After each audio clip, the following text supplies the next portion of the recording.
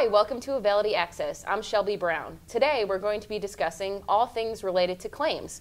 Joining me is Clay Robertson, who is our business solutions expert. Thanks, Clay. Appreciate you being here. Thanks, Shelby. So as we look respective to claims in the industry over the past decade, there's really been three key components that are driving all the change we're hearing and seeing about. So the first is an uptick in electronic claim submission. The second is the standardization of data. And the third is the increased use of technology between payers and providers. Now, all three of those really put together an interesting puzzle. Talk us through each one of those pieces and the picture that they paint. I think you're right, Shelby, and it's pretty exciting.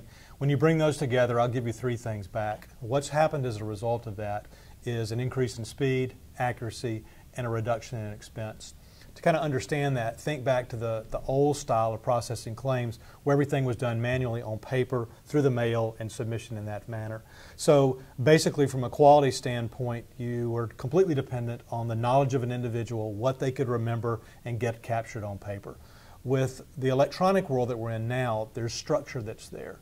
And so they're guided through the process. So they do it more completely, more accurately than they ever have before. And since it's electronic, there's been an incredible increase in speed.